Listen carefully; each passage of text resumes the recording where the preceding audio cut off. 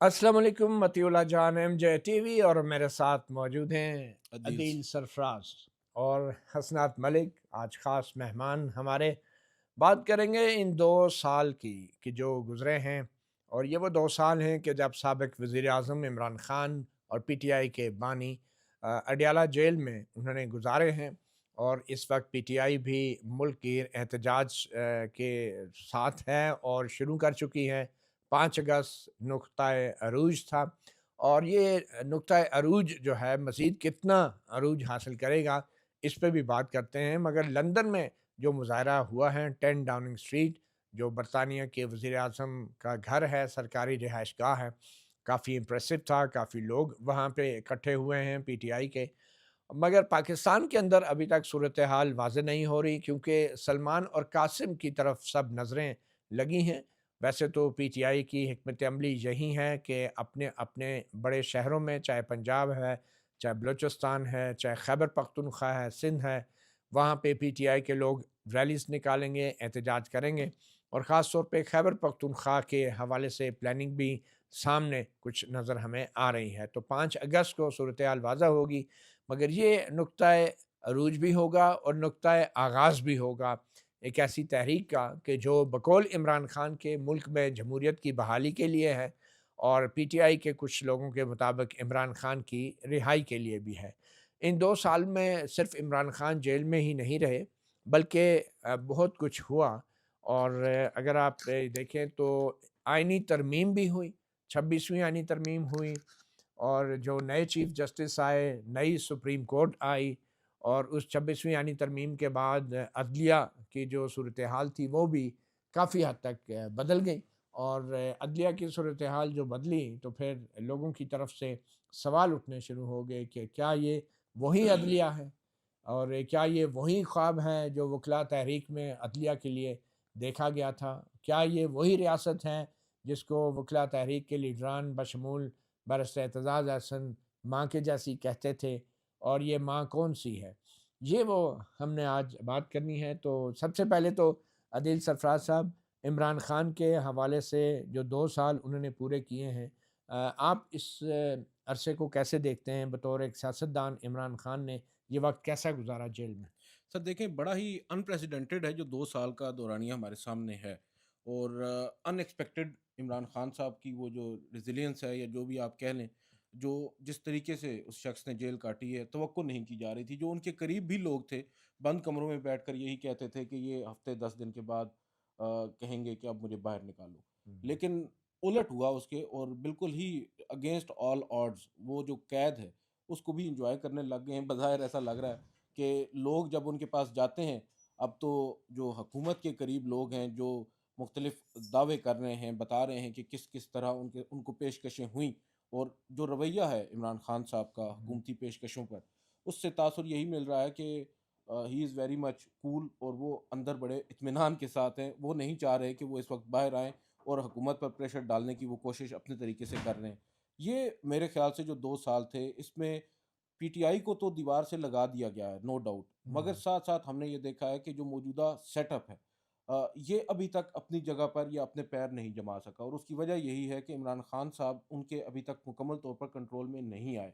और बावजूद इसके कि 8 फरवरी के इंतखाबात हमारे सामने हैं, नताइज को जिस तरह तब्दील अपरेंटली किया गया या उसके बाद हुँ। मखसूस नशिस्तें लेकर दे दी, दीगर वो जो हुकूमती इत्तेहाद है उसको 2 तिहाई अक्सरियत दे दी। बावजूद इसके इनसिक्योरिटी अब भी अपनी जगह कायम है क्योंकि पॉपुलैरिटी जो है वो इमरान खान साहब के पास है, वो इसको एन्जॉय कर रहे हैं। बड़े अहम फैसले जो हैं वो नहीं कर पा रही गवर्नमेंट और ये वही रीज़न है कि इमरान खान साहब जो हैं अभी तक इस हुकूमत को समझ नहीं आ रहा कि उनके साथ डील करना है तो कैसे करना है। ये जो 2 सालों में हुआ है मेरे नज़दीक ये बहुत इम्पोर्टेंट है। लेकिन अब इसमें आगे जो वे फॉरवर्ड है वो बड़ा इम्पोर्टेंट होगा चलें। कि वो कैसे निकलेगा क्योंकि इमरान खान साहब भी इस वक़्त तो बज़िद हैं चलें कि वे फॉरवर्ड के ऊपर भी आएँगे। हसनात मलिक साहब, आपको क्या लगता है कि इन 2 साल में हुकूमत ने हासिल क्या किया है, और क्या हुकूमत कामयाब हो गई है पीटीआई को ख़त्म करने में और इमरान खान का जो हौसला है उसको तोड़ने में? देखिए, हुकूमत ने बहुत कुछ गेन किया है, पीटीआई ने भी पब्लिक गेन की है, पावर हुकूमत ने गेन की। लूज़र इसमें अदलिया है। अगर पूरा 2 साल देखें ना, अल्टीमेट लूज़र अदलिया है। और उसकी वजह ये नहीं है कि हुकूमत या इस्टेब्लिशमेंट, उसमें जो जजेस थे उन्होंने जो सहूलतकारी की अपने इंस्टीट्यूशन के ख़िलाफ़, या इंस्टीट्यूशन को कमज़ोर करने में कहें, या एग्जेक्टिव को सपोर्ट करने में कहें, या पीटीआई के को तोड़ने में कहें, वो आपके अपने जजेस थे। जैसा कि आपको पता है कि जब 9 मई का वाक़या हुआ, या जब इमरान खान यहाँ से यानी उनके ख़िलाफ़ नो कॉन्फिडेंस की मूव हुई, और उस 9 मई के दरमियान इस्टेब्लिशमेंट को गिला था उमर अता बंदयाल के दौर में कि जी ये जो जुडिशरी है ये प्रो, इसमें जो ड्राइविंग सीट पे जजेस हैं ये प्रो पीटीआई जजेस हैं। ये पीटीआई को रिलीफ देते हैं, कभी 63A में फैसला दे रहे हैं, कभी 9 मई में भी जब गिरफ्तार किया गया तो उनको बंदयाल साहब ने बुला लिया, और वो एक उनका बड़ा फिक्रा, बड़ा गुड टू सी यू वाला बड़ा चला उस पर। अब ये शिकवा रहा इस्टेब्लिशमेंट ने हमेशा अदलिया और इस्टेब्लिशमेंट का पाकिस्तान में गठजोड़ रहा है। अगर आप 70 साल में देखें, इवन इफ्तिखार चौधरी के दौर में भी टारगेट पार्लियामेंट रही है, साकिब निसार के दौर में भी देखें तो सिविलियन गवर्नमेंट रही।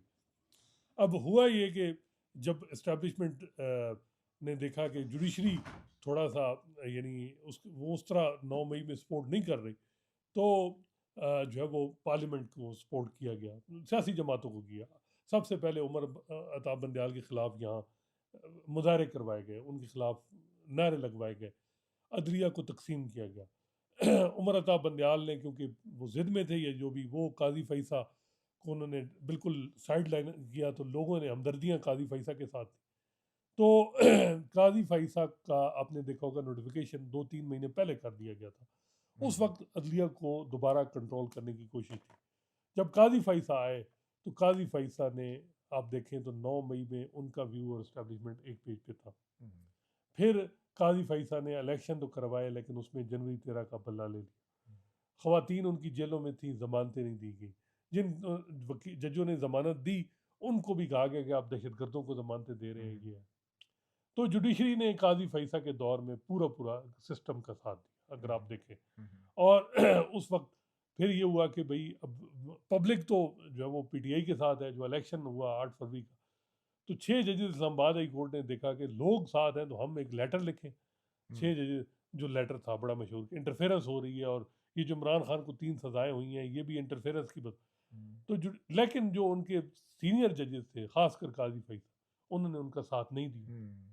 जब लेटर लिखा गया उसके बाद प्लान ये हुआ कि भाई अब इस जुडिशरी का पूरा पूरा जो है ना इसका मक्कू ठपना है। तो फिर उन्होंने क्या किया, 26वीं तरमीम की बात। कुछ जजेस ने एफर्ट की कि 26वीं तरमीम क्योंकि हमारी जुडिशरी टारगेट में है, हम नहीं करने देंगे।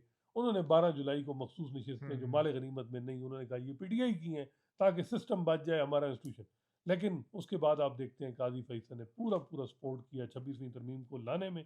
उनके जो 7 हमख्याल जज थे उन्होंने भी, और 63A का फैसला टाइम रिवर्स किया। फिर यहाँ 3 दिन जब 26वीं तरमीम का प्रोसेस चल रहा था तो वो चैम्बर में बैठे रहे, और जो कुछ उन्होंने किया वो आपके सामने।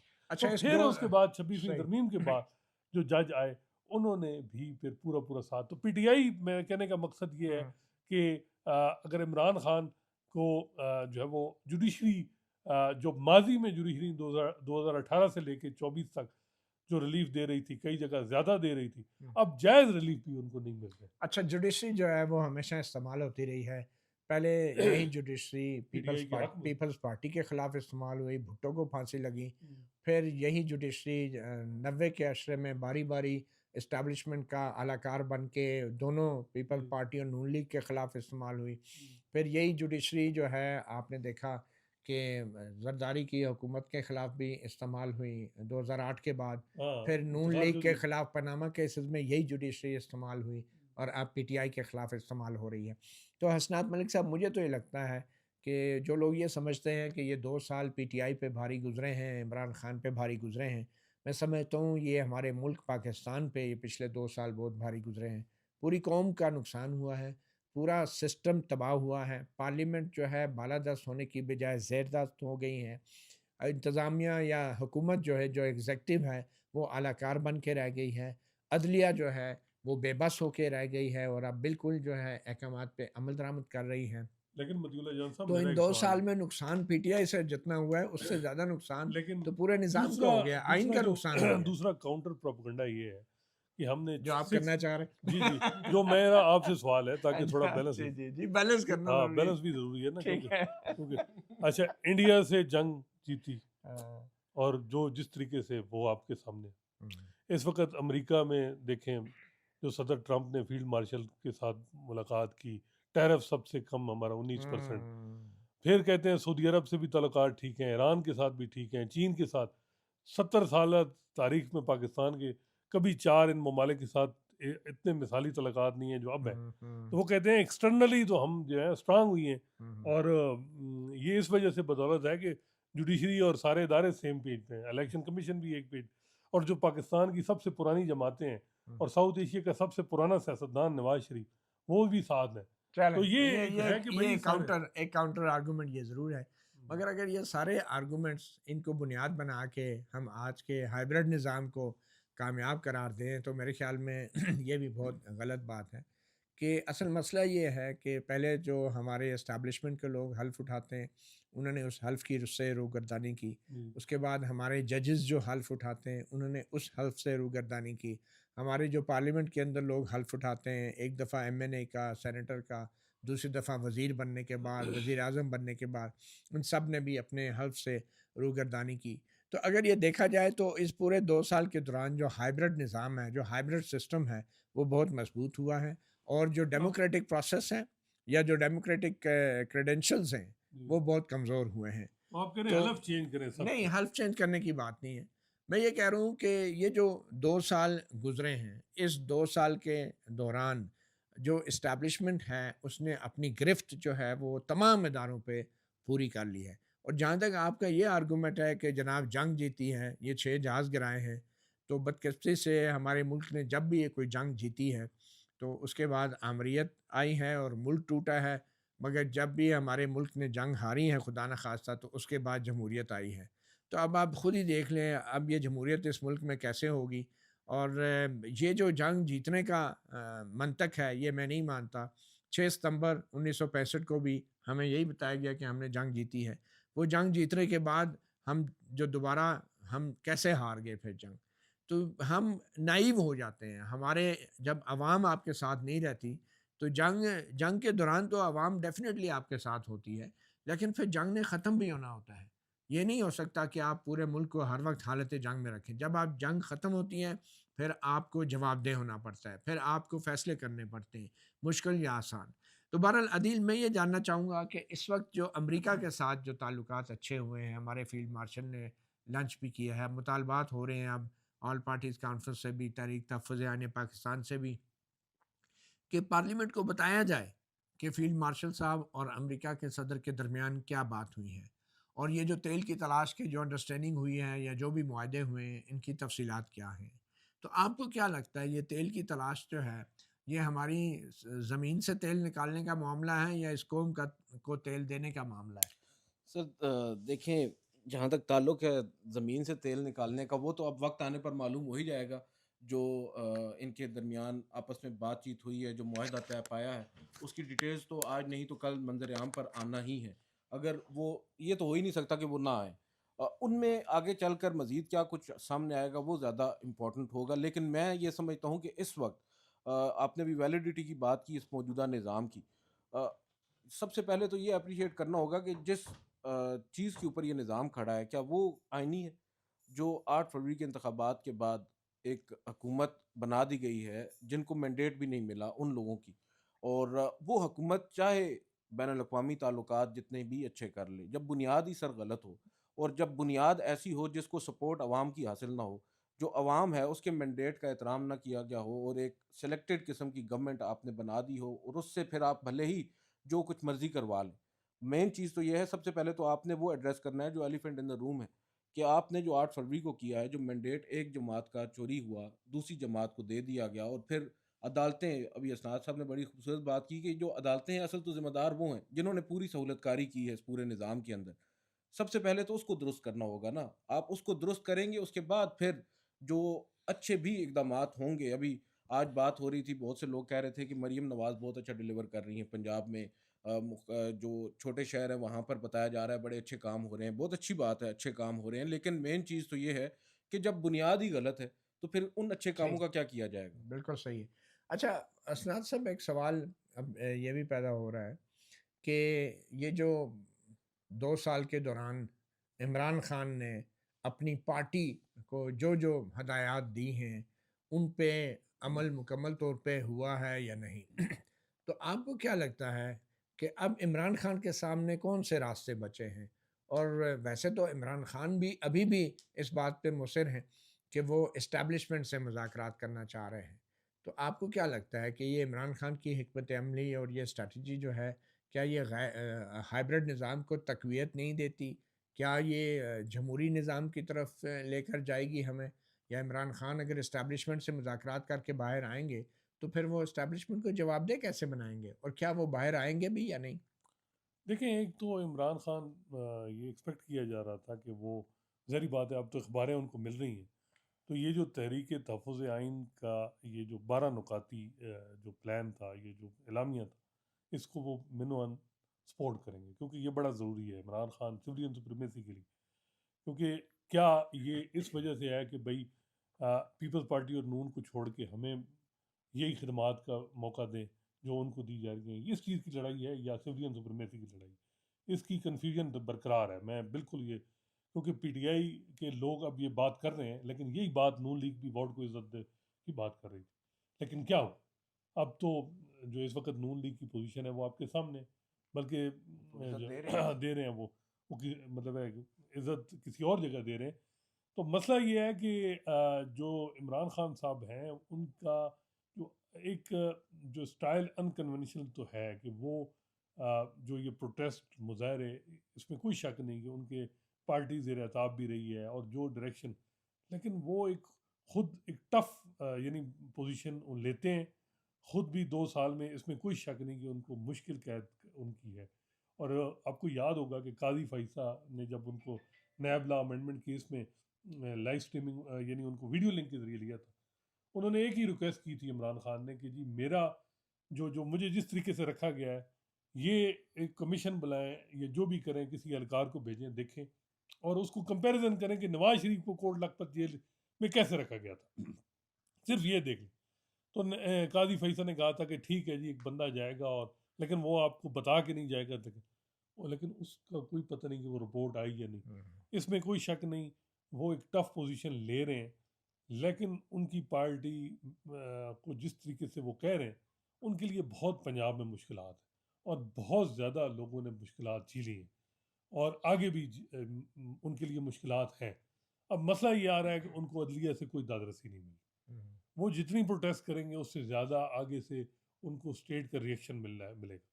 अब अल्टरनेट स्ट्रेटजी आप कह रहे हैं, मेरा ख्याल है ये अल्टरनेट स्ट्रेटजी भी नहीं है कि आप यानी इस अपनी बार्गेनिंग पोजीशन को, आपको एक प्रॉपर एक स्ट्रगल जारी रखनी पड़ेगी, लोगों को एजुकेट करना पड़ेगा, मज़ीद एजुकेट करें और प्रॉपर टाइम का वेट करें। टाइम आता है, टाइम का नहीं है, लेकिन अगर टाइम से हट पहले आप लोग अपने वर्कर की तवानाइयाँ ज़ाया होंगी, तो ये भी बड़े मसाइल होंगे। ठीक है, सोशल मीडिया पे तो अपोजिशन, लेकिन कल भी लग रहा है कि जिस तरीके से प्लान उन्होंने स्ट्रेटजी अपनी चेंज की, जो बताया जा रहा है कि प्रोटेस्ट की, लेकिन उसके बाद ये है कि हुकूमत की, जैसे मैंने बताया, कि उनको रोक टोक नहीं है। हुँ। उनको इलेक्शन कमीशन की पूरी सपोर्ट है, अदलिया की सपोर्ट है, बाहर से कोई किसी किस्म का प्रेशर नहीं है। तो ये वर्कर के लिए इम्तिहान है बहुत बड़ा बहुत पीटीआई। बड़ा इम्तिहान, ठीक है। अब ये बताएँ कि चलें, पीटीआई की तो बात होगी, लेकिन इन 2 साल में नून लीग और पीपल्स पार्टी ने क्या खोया है? पाया तो ऑब्वियसली इक़्तिदार पाया है, ओहदे पा लिए हैं। तो सियासी तौर पे मुझे तो ये लगता है कि नून लीग आज 40 साल पहले वाली जी, पोज़ीशन जनरल में जिलानी चली गई वाली है, पोजीशन, जलानी वाली पोज़ीशन में चली गई यानी है। मरियम नवाज की लॉन्चिंग आपने की है एक ऐसे बिल्कुल, मैंडेट से, बिल्कुल, और जिसमें, मरियम नवाज़ एक और नवाज़ शरीफ बन के जी जी, सामने आई हैं अब पंजाब 40 से। साल बाद फिर मतलब है कि वो जी, टाइम जी। लगेगा या अब जो, लगता ये है कि ये वो जो एक मुहावरा है ना कि पहुँची, मुहावरा क्या शेर है, पहुँची वहीं पे खाक ख़ाक जहाँ का जहाँ ख़मीर। का ख़मीर था, वैसे तो पंजाबी में भी बड़े अच्छे-अच्छे मुहावरे हैं इसके, नहीं, क्योंकि आजकल उर्दू तक ठीक उर्दू है। तक ही रखी है। जी। बहरहाल पंजाबी का दूसरा मिसरा मुझे याद आ रहा है, पहले वाला तो मुझे याद नहीं आ रहा, उठे आन खलोती। हाँ। तो ये लेकिन सियासत है। आप पीपल्स पार्टी को भी देखें ना, हुँ। जिनका कहा जाता है जी बड़ी स्ट्रगल और बड़े-बड़े लोग उनके जो बड़ी नहीं, वो भी एक 1967 वाले उधर यानी 66 वाले मामले में पहुंच यानी गए आप ना, देखें ना, अयूब खान के इधर दौर पे। बिलावल की भी लॉन्चिंग, उधर मरियम नवाज की, और किस तरह हुई है कि आपने जो डेमोक्रेटिक प्रिंसिपल थे हुँ। उनको कॉम्प्रोमाइज किया और पावर को गले लगाया। लेकिन वो देखें जमहूरियत को पावर बचा दी रहे हैं, है हुँ। जमहूरियत को तबाह करके। जी। अच्छा। बहरहाल मैं इतना कहूँगा कि शेख मुजीब और ज़ुल्फ़िकार अली भुट्टो की जो राइज़ टू पावर है, वो इकट्ठी हुई थी।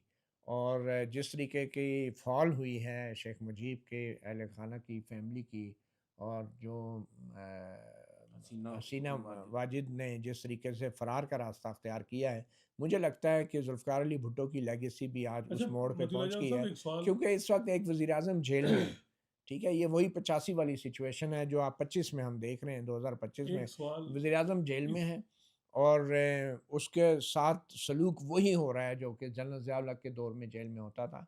गो कि वो फांसी पे नहीं चढ़ा, लेकिन हमारा निज़ाम ज़रूर फांसी पे चढ़ चुका है। एक सवाल जी, जी। इसी से जुड़ा हुआ कि लोग अब ये कह रहे हैं कि जी ये आसिफ जरदारी और शहबाज शरीफ बोझ है और इस बोझ को उतारा जाए, इसको कैसे देख रहे हैं? ये क्या, ये दोबारा यानी इनको ये 27वीं तरमीम के लिए ज़रा बार्गेनिंग पोजीशन बेशक, एस्टेब्लिशमेंट मजबूत करना बिल्कुल, जब कश्ती डूबने लगती है तो बोझ उतारा जाता है। जी। अब देखें, आसिफ ज़रदारी और ये शहबाज शरीफ या नवाज़ शरीफ, ये यकीनन बोझ हैं, मगर ये बोझ भी जो है ना हमारी एस्टेब्लिशमेंट के लिए है। जी। ये और बात है कि हमारी अवाम और कौम के लिए भी ये बोझ बनते जा रहे हैं, लेकिन एस्टेब्लिशमेंट भी इन दोनों का बोझ उतार के अपनी तरफ से अवाम और कौम पे एहसान चढ़ाएगी, और उसका फ़ायदा फिर भी एस्टेब्लिशमेंट को होगा। ये बड़ी एक बदकिस्मती की बात है कि बोझ अगर उतारा जाए तो अवाम को थोड़ा हल्का महसूस होना चाहिए ना, लेकिन हकीकत ये है लेकिन बात कि ये ये कि बोझ जो है एस्टेब्लिशमेंट ने उठाया हुआ है, और एस्टेब्लिशमेंट पूरी का बोझ अवाम ने उठाया हुआ है। अब अगर नवाज़ शरीफ और शहबाज शरीफ और आसिफ ज़रदारी का बोझ ये एस्टेब्लिशमेंट उतारती भी हैं, तो एस्टेब्लिशमेंट का बोझ कौन कहीं उतारेगा? ये तो नहीं कि 27वीं तरमीम के लिए ज़रा इन पे प्रेशर डाला जाए? आपकी क्या खबर है वैसे 27वीं तरमीम क्यों लानी जा रही है? देखिए 27वीं तरमीम में तो बहुत सी चीज़ें हैं ना, एक जुडिशरी, वैसे मेरा ख्याल है जुडिशरी की ज़रूरत तो नहीं है। आईनी अदालत से पहले आईनी बेंच ने जो काम किया है, आईनी अदालत में क्या पता जजेस कोई ज़रा डिफरेंट लोग, कोई डिफरेंट पोजीशन, हाँ, हालांकि हाँ। उम्मीद नहीं है, लेकिन मेरा ख्याल है और जो चीज़ें जो खबरें आ रही हैं कि एनएफसी को रिव्यू 18वीं 18वीं तरमीम तरमीम जो है 18वीं उसमें। तरमीम और जो वो सूबाई, जो फाटा मर्जर है उसको भी ख़त्म उसके करने के हवाले बाद से भी एक है कि मामला कि जी वो वो उसकी, केपी असेंबली में मेजॉरिटी करारदाद कैसे लाई जा सकती वो है? मेरा ख्याल है फ़िलहाल तो चांस मुश्किल है, लेकिन हाँ। कुछ भी पॉसिबल है पाकिस्तान में। तो लेकिन क्या ये अगर 18वीं तरमीम में एक पोजीशन ली हुई है पीपल्स पार्टी ने, जब ये बातें होंगी तो आपके ख्याल में पीपल्स पार्टी फिर कहेगी ठीक है जी सिंध बचाओ और थोड़ा बहुत, लेकिन पीपल्स मसला पार्टी ने तो चार्टर ऑफ डेमोक्रेसी में भी एक पोजीशन ली थी। नहीं, क्यों, आपको क्या लगता है? शुगर स्कैंडल भी सर देखें, इसको आप इतना लाइट ना लें। हुँ। जो शुगर स्कैंडल अचानक से पनपना शुरू हुआ है, और अब आज ख़त भी भेजा गया है चीफ जस्टिस ऑफ पाकिस्तान को, और उस ख़त में सो मोटो लेने का मुतालबा किया गया है। आईनी बेंच अगर उसको सिर्फ फिक्स भी कर लेता है तो मेरा ख्याल है बहुत सारी चीज़ें सामने आ जाएंगी। अच्छा असलम, मुझे ये एक सवाल ज़हन में बार-बार आता है कि अगर आज जो है कोई भी हालात जमहूरियत के लिए मज़ीद ख़राब हो जाते हैं, क्योंकि अब तो मेरे ख़्याल में मज़ीद ख़राब होने की भी गुंजाइश नहीं है, लेकिन अगर मज़ीद फिर भी ख़राब हो जाते हैं, नवाज़ शरीफ और शहबाज शरीफ और आसिफ ज़रदारी साहब को एक बोझ समझ के उतार के फेंक देती है इस्टेब्लिशमेंट, तो लोग क्या इनके साथ खड़े होंगे या खुशियाँ मना रहे होंगे? देखिए लोगों का क्या मूड होगा? मेरा ख्याल है कि इतना आसान नहीं और होगा। ख़ास तौर पे पीटीआई वाले क्या तालियां बजा रहे होंगे? देखिए इतना आसान नहीं होगा एस्टेब्लिशमेंट के लिए, फिर पीटीआई पीपल्स पार्टी नून, प्रॉब्लम ये नहीं है, पीपल्स पार्टी नून के बहुत से अभी जुडिशरी में उन्होंने काफ़ी पोजीशन में लोग उनके हैं, ये हट के अगर आप बहुत से जज हैं, इसी तरह बार में उनकी पोजीशन बेहतर वो है। तो तब उनके रहेंगे ना कि जब यहाँ हाँ, पे जमहूरियत रहेगी। नहीं जब नहीं जमहूरियत नहीं नहीं वो होगी तो ये जजेस नहीं भी नहीं ये वो पैतरा ख्वाजा बदल लेंगे। पीटीआई की भी बहुत देखिए सारी जायज हाँ। चीज़ें। उनका नैरेटिव बनाने वाले मीडिया में भी लोग मौजूद हैं, आपको पता है, भूलना नहीं चाहिए किन मीडिया, का नैरेटिव बनाने नून वाले? लीग है। अच्छा, नून तो लीग वाले नैरेटिव बनाने वाले होते तो आज ये सोशल मीडिया पे पाबंदियां लगा रहे देखिए होते। वो और चीज़ है ना, वो बात ये है कि मेरा ख्याल है कि तीनों को ना जमातों को निकालना, ये एक है थ्योरी कि जी अब एक ऐसा किया जाए कि तीनों जमातों से ना क्रेडिबल लोगों को एक छन्नी लगाई जाए और जो क्रेडिबल लोगों का एक मजमुआ बना क्रेडिबल सिस्टम, लोग और रह जाएंगे। और वो बहरहाल मुझे ये लगता लेकिन है ये कि देखिए ये अगर सारी माने चले गए मसला ये छलांग है, लगाई और दीवार पे चढ़ गए, सिंपल चीज अब है जी, ऐसा नहीं होगा कि आप जो सोचेंगे सिंपल वो होगा। चीज है, विल ऑफ द पीपल। लोग अगर वोट आसिफ जरदारी को देते हैं ना, तो फिर आसिफ जरदारी को रूल करना चाहिए। अगर शहबाज शरीफ को देते हैं तो उनको, और इमरान खान को अगर लोगों ने वोट दिया है तो फिर उन्हीं को रूल करना चाहिए, और पीटीआई को जिस तरह बहरहाल ट्रंप को इसका वोट दिया फैसला अमेरिका में। हाँ, देखें बहुत सी पॉलिसियों से आप इत्तेफाक नहीं कर सकते, लेकिन मसला ये है विल ऑफ द पीपल को, अगर आप जमहूरी हैं ना तो फिर आपको मानना पड़ेगा 5 कि साल वही के फिर बाद सर वही विल तब्दील हो सकती है ना, लोग बहरहाल किसी दूसरे को मौका दे सकते ये हैं। विल अगर आप विल एक ऑफ द तरीकाकार विल अपना- ऑफ विल ऑफ अगर द आप पीपल पे प्रोसेस में खत्म होने असनाद दें ना, एक second, will of the people पे अमल दरामद किसने करना है? फील्ड मार्शल साहब ने करना है। और ऑल पार्टीज कॉन्फ्रेंस के अख्ताम पे मेरा सवाल भी यही था कि जितनी जमातें बैठी थी, मैंने बैरिस्टर मुस्तफ़ा नवाज से एक सादा सा सवाल किया कि क्या आज आप लोगों ने फैसला कर लिया है कि किसी भी इंटेलिजेंस एजेंसी के अफसर से आप रब्ता नहीं रखेंगे, फ़ोन पे बात नहीं करेंगे? इसका भी उन्होंने वाज़ेह जवाब नहीं दिया। मुल्क की वसी और फिर दूसरा सवाल ये था कि ये जितने आपके मुतालबात हैं, ये मुतालबात आप कर किससे रहे हैं? तो उसका भी कोई वाज़ेह जवाब नहीं है। तो हमें तो क्लैरिटी ही नहीं है। और मेरे ख़्याल में अब वक्त आ गया है कि किसी की रिहाई और किसी और चीज़ के लिए मुतालबात करने की बजाय जो जहाँ है जैसे है की बुनियाद पे आप लोग एक चार्टर ऑफ डेमोक्रेसी जारी करना चाहिए, चाहे वो अपोजिशन की जमातें हैं। और ये जो चार्टर ऑफ डेमोक्रेसी है, ये मुतालबात नहीं होने चाहिए। ये जो मुतालबात वाली रवश है हमें बदलनी पड़ेगी। कोई मुतालबात नहीं होने चाहिए। साफ-साफ कह के हम ये जो जमातें हैं, अंडरटेकिंग होनी चाहिए। अंडरटेकिंग होगी कि हम इस मुल्क में ये करेंगे और उसका आगाज़ यहाँ से होना चाहिए कि सिविलियन बालादस्ती। बात ये है कि आप जेल में बैठ के जब बात करेंगे कि हमने एस्टेब्लिशमेंट से मुज़ाकरात करने हैं, तो आपका तो बयानिया तो कोई रहा ही नहीं, आप तो ख़त्म हो गए बतौर सियासी जमात। थोड़ी देर आप भाजिए, वैसे 2 ये साल जैसा सवाल जेल काटी है, वैसे नवाज आप शरीफ काटें और बस बता दें कि हम ये चाहते हैं इस मुल्क में कोई मुज़ाकरात हो या ना हो। अच्छा, नेगोशिएशंस और नो लेकिन नेगोशिएशन, वी मतीला जान वांट साहब दिस थिंग लोग इन द कहते हैं कंट्री। नवाज शरीफ भी तो कुर्बानी दे रहे हैं, वो तो बेचारे कुर्बानी दे रहे हैं अपनी विल, इस वजह से वो हमारा वो जो मुल्क की मफाद में कुर्बानी नहीं, दे नहीं, के वो वो ये कुर्बानी बात समझौता कर लिया वो कुर्बानी नहीं और दे रहे। पावर ले लिया है समझौता करके। आप यकीन करेंगे ये तो उंगली कटाने वाली कुर्बानी जवेद भी लतीफ नहीं है। साहब बार बार कहते हैं कि उन्होंने तो कुर्बानी दी है। अच्छा, ये किसकी मकबूलियत इन्होंने दी खो भी है? तो दी। 25 करोड़ अवाम की दी है, अपने लोगों की देते ना। हम्म, बहुत शुक्रिया अदील सही, सरफराज, सही। हसनात मलिक, मतीउल्लाह जान, MJ TV और अदील सरफराज को इजाज़त दीजिए। अल्लाह हाफ़िज़।